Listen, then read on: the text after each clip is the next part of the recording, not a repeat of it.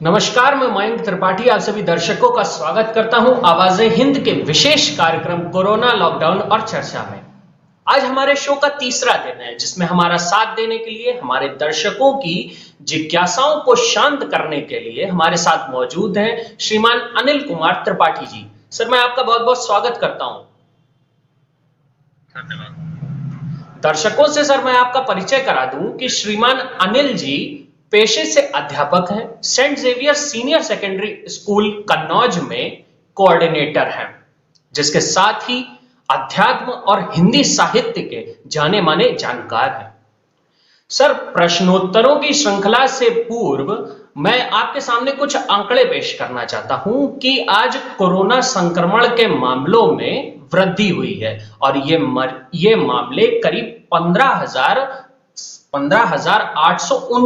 तक पहुंच गए हैं, जिसके साथ ही 652 लोगों की मृत्यु हो चुकी है। ये आंकड़े mygov.in के वेब पोर्टल पर मौजूद हैं। तो सर, इसी कड़ी में कोरोना संक्रमण से रिलेटेड ही मेरा पहला प्रश्न है आपसे। पहला प्रश्न सर मेरा आपसे ये होगा कि जिस प्रकार कोरोना महामारी का कहर जारी है, ठीक उसी तरीके से यदि हम कोरोना रूपी अफवाहों का बाजार देखें तो वो भी काफी गर्म नजर आ रहा है। क्योंकि कोई कहता नजर आता है कि रामायण के बालकांड में निकला बाल आपको कोरोना संक्रमण से बचा सकता है, तो कोई कहता है कि यदि आप हाथ में लौंग और इलायची बांध लेते हैं तो आप कोरोना संक्रमण से बच सकते हैं। और अभी पिछले कुछ दिनों से सर सोशल मीडिया पर एक दावा किया जा रहा है कि रामायण के उत्तरकांड के 120वें और 121वें दोहे में श्री तुलसीदास जी ने आज से 550 वर्ष पूर्व ही यह वर्णन कर दिया गया था कि चमगादड़ से एक बीमारी उत्पन्न होगी और जिसका कार्य होगा नरसंहार करना। ऐसे में सर जो पिछड़ा वर्ग है देश का, वो ऐसी अफवाहों से प्रभावित हो जाता है और जो कदम नहीं उठाने चाहिए वो भी उठा लेता है। तो सर मेरा आपसे प्रश्न ये रहेगा कि आप हमारे दर्शकों को ये बताइए कि आखिर इन अफवाहों में, इन दावों में क्या अध्यात्म का कोई लेना देना है? इस पर आप क्या कहेंगे? देखिए, सबसे पहले मयंक जी मैं आपको धन्यवाद देना चाहता हूँ। जी जी बिल्कुल सर। कि आप चैनल के माध्यम से जी इस दिशा की तरफ एक सकारात्मक पहल किया है जी। और दर्शकों को भी धन्यवाद देना चाहता हूँ। जी। तो देखिए, प्रश्न के आधार पर यदि हम चर्चा करें तो अफवाह की कोई जड़ नहीं होती है, न कोई जाति होता है, न कोई धर्म होता है, न उसका कोई एक एजेंडा होता है। जी। अफवाह शब्द अपने आप में बिना किसी एजेंडे के होते हैं समाज में और इसको फैलाने होते। समाज के कुछ ऐसे लोग होते हैं जिनके पास कोई काम नहीं होता है। जी जी बिल्कुल। ऐसा समझ उपेक्षित होते हैं जी। और उनका सिर्फ एक मकसद होता है कि समाज की जो अमन चैन है जी इसमें विघ्न डालना। बिल्कुल बिल्कुल और सर। करके उनको आनंद आता है, जब कुछ मिलता नहीं है उससे, सिर्फ उनको आनंद मिलता है कि समाज की अमन चैन कैसे बिगड़े। बिल्कुल। तो ऐसे लोगों का एक उद्देश्य होता है। और जैसे मैं एक उदाहरण के माध्यम से आपको बताना चाहूँ। बिल्कुल कि किसी को कहा कि तुम्हारा कान कौवा ले गया। अच्छा जी बिल्कुल, बहुत पुरानी कहावत है सर। हाँ, उस बंदे ने कौवे का पीछा कर लिया और कौवे का पीछा करते करते उस कौवे को कुछ दूर जाकर के मार डाला। बिल्कुल। और जब मारने के बाद पुनः उसका हाथ कान पर गया तो कान वही था जहां था। बिल्कुल बिल्कुल। तो उसे पश्चाताप हुआ कि कान भी मेरा अपने पास है और कौवे की हत्या भी हो गई। तो परिणाम क्या हुआ? केवल पश्चाताप। अफवाह। इसलिए मेरा दर्शकों से निवेदन है कि किसी भी संदेश को, किसी भी मैसेज को अगर उनके पास आता है तो जब तक उसको अच्छी तरीके से जांच न ले, परख न ले, उसकी तथ्यात्मक जानकारी न प्राप्त कर ले, तब तक उसको किसी दूसरे के पास फॉरवर्ड न करें। बिल्कुल। क्योंकि इसका नहीं होता है, क्योंकि ऐसे किस्म के जो लोग हैं, समाज के गंदे जो लोग हैं, उनका केवल एक ही मकसद है, समाज की अमन चैन बिगड़े। भ्रांतियां सर, कुल मिला के इनको भ्रांतियां समाज में फैलानी है, समाज में पैदा करके उनको आनंद। बिल्कुल। अब ये तो रही की बात मैं जी कि मैं ये बताना चाहूंगा कि जो हमारे धर्म शास्त्र हैं, किसी भी संप्रदाय के धर्म शास्त्र को ले लें, उनका केवल एक मकसद होता है कि समाज में अमन चैन, आपसी बंधुत्व की भावना को जागृत करना। बिल्कुल बिल्कुल सर। जो हमारी ये प्रणेता है, धर्मशास्त्र के प्रणेता है, इनको हम ऋषि मुनि अथवा त्रिकालदर्शी भी कह सकते हैं जी। इससे अछूता भी नहीं जी। और ये त्रिकालदर्शी तब क्या होगा, कैसे होगी, कैसी घटनाओं की उनको एक अनुमानता ये वर्णित करते हैं। बिल्कुल बिल्कुल सर। तो ये दुख और सुख, महामारी क्या है, महामारी भी एक प्रकार का प्रकोप है। और आज जो हमारे बीच में कोरोना है, कोरोना एक वैश्विक महामारी है, केवल एक व्यक्ति और विशेष एक समुदाय के ही मध्य नहीं है जी। पूरा का पूरा आप देख रहे हैं कि पूरा का पूरा विश्व इसकी चपेट में है जी। और निदान के संदर्भ में भी इसका कोई उपचार नहीं दिखाई पड़ रहा है जी। कुछ आने वाले तो लोग इधर से उधर भाग रहे हैं और इसके उपचार हेतु कुछ तथ्य जुटा रहे हैं जी। कोई कुछ कह रहा है, कोई कुछ कह रहा है, कोई कुछ कह रहा है, कोई कुछ कह रहा है, जबकि यथार्थता से लोग कोसों दूर। बिल्कुल बिल्कुल। इसी परिप्रेक्ष्य गोस्वामी तुलसीदास जी के संदर्भ में भी लोग उसकी रचित मानस में जो अभी आपने प्रसंग उठाया कि ऐसा उत्तरकांड में सर बताया जा रहा है कि उत्तरकांड में ऐसा लिखा हुआ है, कुछ पहले ही कह दिया है जी। तो मैं आपको बता दूं कि ऐसा उन्होंने कुछ भी नहीं कहा है और जो भी कहा है उन्होंने एक रूपक बना करके कहा है और उन्होंने कहा है कि मैं आपको उस चौपाई का भी वर्णन कर देता हूँ कि सबके निंदा जिये जड़ करही ते चमगात अवतरही सुनहु तात अब मानस रोगा जिनते दुख पावई सब लोग। बिल्कुल। तो कुल मिलाकर के उनके कहने का मतलब है कि जो मूर्ख मनुष्य, जो व्यक्ति मूर्ख है और मनुष्य की निंदा करता है, वो इस धरा पर क्या होता है, चमगादड़ होकर अवतरण करता है जी। और दूसरी बात उन्होंने ये भी कहा है कि जो काम, कफ, बात, लोभ, क्रोध, पित्त, लिप्त, ये सब जो है ये एक महामारी की तरह है जी। और जब तक हम इसका, जब तक राम की कृपा रूपी हमको दवा नहीं मिलती है, तब तक हम इस महामारी से निजात नहीं पा सकते। लोग अर्थ का अनर्थ समझ करके अपनी भावनाओं को व्यक्त एक अफवाह के रूप में व्यक्त करते हैं और सर लोगों की, स्वाभाविक लोगों को जनमानस की भावनाओं के साथ खिलवाड़ करते हैं। मैं तो ये कहूँगा बिल्कुल बिल्कुल सर बात नहीं होता है। तो सर ये बात बिल्कुल बेलगार है जी। मानस में ऐसी बातें जो लिखी है उसको तथ्यात्मक समझने की कोशिश की जाए जी।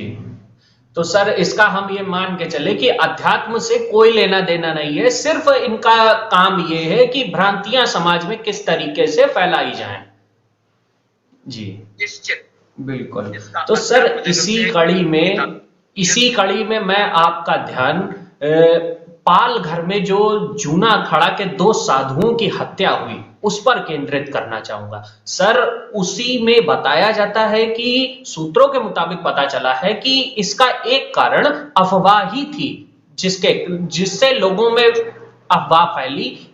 अफवाह फैलाई गई कि उनके लोग वो 2 साधु चोर हैं, जिससे लोग आक्रोशित होकर उनके ऊपर हमला कर दिया लोगों ने और उनकी मार मार कर लाठी डंडों से हत्या कर दी।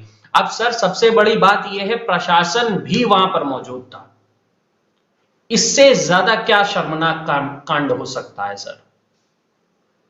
जी मयंक जी आपको मैंने पहले ही बताया कि अफवाह एक ऐसा शब्द है कि जिसकी न कोई जाति है, न धर्म है, न उसका कोई वर्ग है, न कोई वो व्यक्ति है, एक समूह होता है जी। और उस समूह के द्वारा जो उन्मादी भीड़ होती है उसमें उन्माद होता है और उनमें उन्मादी भीड़ के सामने हित अनहित जी। अपना पराया और अच्छा बुरा का भान खो देता है जी।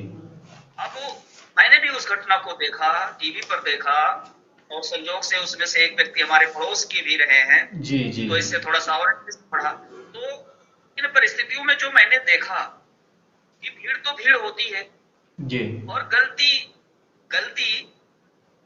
प्रशासन की तरफ से, वहां पुलिस की तरफ से जो दिखाई पड़ी मुझे जी, वो ये दिखाई पड़ी, फिर वे जो दोनों साधु थे जी अगर वो पुलिस के संरक्षण में आ गए थे जी तो ये पुलिस की जिम्मेदारी बनती है कि बिल्कुल सर। किसी न किसी तरीके से जी उनको जी बचाना चाहिए था। जिस तरीके से एक पुलिस प्रशासन जो है उनका हाथ पकड़ करके भीड़ के सामने प्रस्तुत कर रहा है, जी ये वास्तव में एक शर्मनाक स्थिति है। बिल्कुल सर, निंदा निंदा का कार्य है ये तो, बिल्कुल इसमें तो दो राहें नहीं है। जी बिल्कुल बिल्कुल। और इसकी न्यायिक जांच होनी चाहिए, जी जी कड़ी से कड़ी सजा होनी चाहिए, इसके पक्ष में है। बिल्कुल सर। सर इसी कड़ी में मेरा आपसे तीसरा प्रश्न ये है कि देखिए, आप भी जानते हैं, हम सोशल मीडिया का यूज करते हैं, हम भी करते हैं, और ऐसे ही तमाम देश में ऐसे लोग हैं जहां सोशल मीडिया पहुंच चुकी है और जो इनका यूज करते हैं। शायद ही देश का कोई, भारत देश का ऐसा कोई कोना बचा होगा जहां पर व्हाट्सएप, फेसबुक, इंस्टाग्राम, ट्विटर जैसी चीजें उपलब्ध ना हो। ऐसे में सर कोरोना काल में अफवाहों का फैलना एक खतरनाक साबित हो गया, जैसा कि आपने पहले उदाहरण देखा है, पालघर का इंसिडेंट। तो ऐसे में सर अफवाहों से किस प्रकार बचा जाएगा, इसका क्या उपाय है सर? जी, मैं जी जैसा कि मैंने बताया कि इस धरती पर जितनी भी वस्तुएं हैं, जी जी जितनी भी चीजें बनी हुई है, जी उनका दो पहलू हमेशा होता है। एक सकारात्मक पहलू होता है, एक जी नकारात्मक पहलू होता है। एक अच्छाई होती है, एक बुराई होती है। अब ये निर्भर हमको करता है कि हम उस वस्तु को किस रूप में ले रहे हैं। जी और देखिए, सोशल मीडिया की जहां तक प्रश्न है, सोशल मीडिया का जहां तक प्रश्न है, सोशल मीडिया अपने आप में एक बहुत अच्छी चीज है। जी आज हम आप एक दूर दूर बैठे हुए एक जगह जी एक मैसेज पर काम कर रहे हैं, ये बिल्कुल सोशल मीडिया का ही। जी और पूरी दुनिया आज सिमट करके एक स्थल पर आ गई है। बिल्कुल बिल्कुल तो सर। इस कार्य है, इसको हम नकार नहीं सकते। जी किंतु अच्छाई के साथ साथ बुराई भी होती है। बिल्कुल अब बिल्कुल ये सर, दो पहलू होते हैं हर सिक्के के। है, जी हमारी जनता पर निर्भर करता है।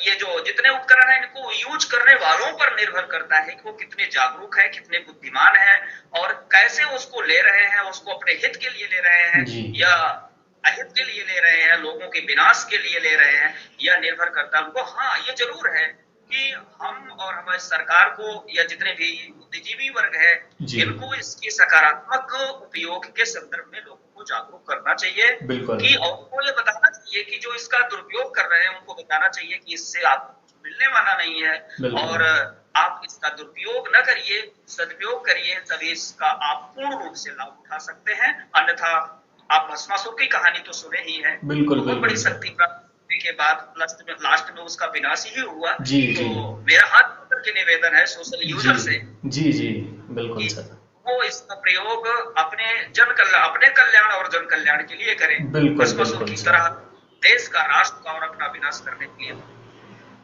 सर अगला प्रश्न मैं आपसे पूछूंगा कि जो भारत में इस वक्त की कोरोना संक्रमण की यदि हम स्थिति को देखें, तो इसमें कहीं ना कहीं जो जमाती थे मरकज के, उनका शामिल होना पाया जा रहा है। ठीक है सर, वो तो जिम्मेदार हैं, लेकिन उनके साथ साथ जिन लोगों ने इनकी जानकारी छुपाई, वो भी जिम्मेदार हैं। कल आपने देखा होगा, जो प्रोफेसर इलाहाबाद यूनिवर्सिटी के पॉलिटिकल साइंस के प्रोफेसर, वो भी ऐसे ही आपराधिक गतिविधि में शामिल हुए। सर वो तो शिक्षक थे, जिनको शिक्षक को समाज सुधारक कहा जाता है, जब वो ही ऐसा कार्य करेंगे तो समाज की क्या नींव रखी जाएगी? इस पर सर आपकी क्या प्रतिक्रिया है? एक चीज देखिए जी ये जो महामारी है, ये जी कोई व्यक्ति, कोई विशेष संप्रदाय या जाति, धर्म को देख करके नहीं आती। जी और ये हमने ये भी सुना है कि ये बड़े लोगों का मर्ज है, ये बड़े लोगों का होगा, इससे छोटे लोगों जी का कोई ताल्लुकात नहीं है। तो यद्यपि ये मिथ्या प्रलाप है, इससे कोई ताल्लुकात नहीं है, और ये मर्ज है, ये किसी को छोड़ेगा नहीं, किसी को बख्शेगा नहीं, सावधानी ही। ये रही बात जहां जमात की बात है, जी जमात देखिए, अगर हम जमात के संदर्भ पर बात करें तो जी ये कुछ कमियां तो जरूर हुई, बिल्कुल लेकिन बिल्कुल इससे कहीं ज्यादा कमी वहां की दिल्ली केजरीवाल सरकार की। जी उस सरकार के पास, सरकार के मैंने देखा कि बगल में थाना भी है, जी ये पोस्ट भी है, था है, विधिवत जी तो उन्होंने मैसेज भी किया है, बताया भी है। जी लेकिन प्रश्न ये भी उठता है कि सरकार क्या कर रही थी, ये लोग इतनी संख्या में वहां पर अगर उपस्थित हुए जी तो हमारी क्या जिम्मेदारी थी, बिल्कुल बिल्कुल ये सर। भी ध्यान देने की बात। और निश्चित इसमें जमातियों से गलती हुई, जी लेकिन उस गलती को आप सुधारने की जरूरत है। बिल्कुल बिल्कुल हम सर। उनके ऊपर ये बच नहीं सकते हैं। जी और हम तो मानते हैं कि उत्तर प्रदेश सरकार और माननीय प्रधानमंत्री जी का, जी जी इन्होंने जिस तरीके से भेदभावपूर्ण व्यवहार किए ही और किस तरीके से वो एक एक को निकाल निकाल करके उनको क्वारंटाइन कर रहे हैं, जी जांच हो रही है। और हम ये चाहेंगे कि उनसे अपील भी करेंगे कि जहां भी कैसे कोई भाई हो वो जी स्वयं आकर के पहल करे, क्योंकि उससे उन्हीं का नुकसान है कि दूसरे का बिल्कुल नुकसान बिल्कुल नहीं है। सर। क्योंकि अभी तो सर देखा जा रहा है कि जिनको पकड़ा जाता है वो सर क्वारंटीन सेंटर छोड़ के भी भाग रहे हैं और नर्सों के साथ ये बदतमीजियां भी कर रहे हैं। जी जी जी जी, हम इस प्रकार से सभी धार्मिक गुरुओं से, सभी राजनैतिक व्यक्तियों से, सभी बुद्धिजीवियों से ये आग्रह करना चाहते हैं जी कि जहां पर ये किसी भी संप्रदाय के लोग हों, किसी भी धर्म के लोग हों, कोई भी हो, जी और एक नागरिक, जागरूक नागरिक होने के नाते जी बाहर आए, बिना किसी डरे हुए अपना जांच कराए, क्योंकि इससे अपना नुकसान होने वाला है, किसी दूसरे का, किसी और का नहीं सर। इस लड़ाई में हम एक साथ जुड़ेंगे अगर तो ही जीत पाएंगे। जी एकजुटता का संदेश देना है। बिल्कुल। तो सर इसी कड़ी में इसी में जी आपने पूछा कि एक शिक्षक की भूमिका के जी संदर्भ बिल्कुल में बिल्कुल सर, यही शिक्षक का क्या रोल। जी तो शिक्षक की एक गरिमा होती है, एक मर्यादा होती बिल्कुल है, जो बिल्कुल समाज सर। से हट करके अपने चरित्र को प्रदर्शित करता है बिल्कुल और बिल्कुल लोग सर। उसका अनुसरण करते हैं। तो ऐसे संदर्भ में शिक्षक सर पथ प्रदर्शक होता है। बिल्कुल सर, पथ प्रदर्शन। पथ प्रदर्शक जी लोग सीखते हैं। जी और मैं यहाँ तक जानता हूँ कि जितना समाज शिक्षक पर विश्वास करता है, जी जी उतना जी इस धरती का नहीं किसी और पर नहीं करता सर। आदिकाल से गुरुओं का राज चला आ रहा है सर, आदिकाल से। आज भी हम अगर ऐसा जी आचरण प्रस्तुत करते हैं जी तो ये समाज हमको सम्मान देता है। और हम बिल्कुल यही सभी शिक्षक बंधुओं से आशा करते हैं, उम्मीद जी करते हैं कि वो राष्ट्र के लिए, देश के लिए और आने वाले भविष्य के लिए जी सजग होकर के एक आदर्श चरित्र प्रस्तुत करें, जिससे देश का सम्मान होता है। बिल्कुल बिल्कुल सर। सर आपसे मैं एक अपना पर्सनल बात कहना चाहता हूं या हमारे शो के माध्यम से प्रधानमंत्री जी से अपील करना चाहता हूं कि अब क्या आप सबसे पहले आप सहमत हैं सर? प्रधानमंत्री जी तो बाद में होंगे, पहले आप बताइए कि अब जिस प्रकार भारत सरकार लॉकडाउन और सोशल डिस्टेंसिंग पर फोकस कर रही है सबसे ज्यादा, उसी के साथ अब अगर वैक्सीन बनाने पर भी अगर फोकस करा जाए तो सर ये जो मौतें दिन पे दिन हो रही हैं और जो कोरोना संक्रमण के मामले बढ़ रहे हैं, इन पर रोक लगाई जा सकती है। क्या आप सहमत हैं सर हमारे इस कथन से? निश्चित तौर पर मैं देखिए, ये एक ऐसा नया वर्ग है जिसका उपचार नहीं। जी बिल्कुल। दिसंबर महीने से ही ये चीन के वुहान शहर से प्रसारित हुआ और आज संपूर्ण विश्व इसकी आगोश में है। जी और यहाँ तक कि हमारे ही देश के वैज्ञानिक नहीं, पूरी दुनिया के वैज्ञानिक जी साइंटिस्ट जितने भी हैं, ये जितने भी हैं सभी अथक करके इस दिशा की तरफ कार्य कर रहे हैं। और अभी मैंने आज तक पर भी देखा, टीवी पर देखा कि इस सब सकारात्मक कार्य हमारे भारत में भी हो रहा है। जी और उम्मीद कि 2-4 महीने में सफल जी निश्चित मिलेगी भारत को, क्योंकि भारत के जितने भी है सब कर्मठशील हैं और इस दिशा में निरंतर प्रयास कर रहे हैं। उससे ज्यादा ये सौभाग्य हम तो मानेंगे मयंक जी की भारत देश की प्रशंसा, भारत की प्रशंसा, हमारे माननीय प्रधानमंत्री जी की प्रशंसा जी दुनिया कर रही है। बिल्कुल सर, WHO ने भारत की इस पहल पर बड़ी तारीफ की है। बिल्कुल सर जी, WHO भी कर रहा है, अमेरिका की ये सब विश्व की सबसे बड़ी ताकत अमेरिका के संदर्भ में आप देख ही रहे हैं। इससे भी दुनिया को एक सीख लेनी चाहिए कि जब वो घुटने टेक दिया है तो हमारे यहाँ तो बिल्कुल बिल्कुल सर, खुद को सुपर पावर कहने वाला अमेरिका, जिनकी अर्थव्यवस्था सबसे मुख्य है, सबसे अर्थव्यवस्था जिनकी मुख्य है, इटली जिसका वो स्वास्थ्य व्यवस्था सबसे प्रसिद्ध मानी जाती है, सबसे सक्षम है, वो तक घुटने टेक गए। बिल्कुल सर। तो ऐसी परिस्थिति में हमारे यहाँ प्रधानमंत्री जी एक साक्षात ईश्वर के द्वितीय रूप के रूप में यहाँ पर उपस्थित है, जो भारत की जनता के लिए, जो भारत की जनता के लिए वो मार्गदर्शन कर रहे हैं। बेहद सराहनीय कार्य कर रहे हैं सर, बेहद सराहनीय। जिस तरीके से पेरेंट्स अपने बच्चों का केयर करता है उसी तरीके से वो कर रहे हैं। इसके लिए मैं उन्हें कोट सा धन्यवाद देता हूँ और उनके दीर्घजीवी होने की मंगल कामना करता हूँ। बिल्कुल बिल्कुल सर, बहुत लंबी उम्र दे।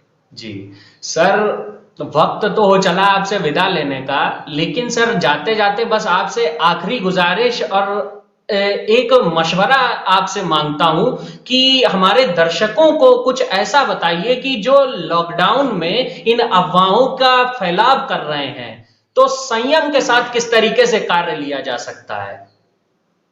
निश्चित तौर पर मैं थोड़ा सा बताना चाहूंगा कि जिस समय लॉकडाउन हुआ जी, और लॉकडाउन होने के संदर्भ में मैं भी अपने गृह जनपद प्रतापगढ़ से यहाँ कन्नौज में हूँ, आप जानते ही हो। बिल्कुल बिल्कुल सर। तो मेरे भी मन में एक ये उथल पुथल हुई कि यार मैं इस समय मुझे तो घर चले जाना चाहिए जी। लेकिन जब मैं देखा कि नहीं, लॉकडाउन का तात्पर्य होता है कि हम जहाँ हैं वहीं रुक जाएं।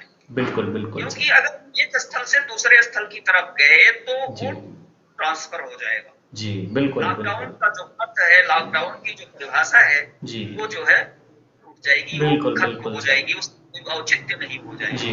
सरकार का जो पूरा नहीं हो पाएगा।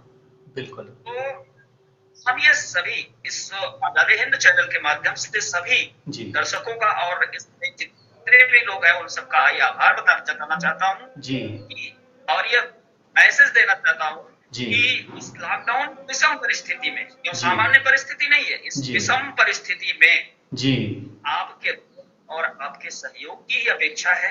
बिल्कुल बिल्कुल, जहाँ कहीं भी हैं जी, आप जहाँ कहीं भी, आप वहां पर एक रोटी कम खाइए जी। बिल्कुल बिल्कुल, कम कर लीजिए जी।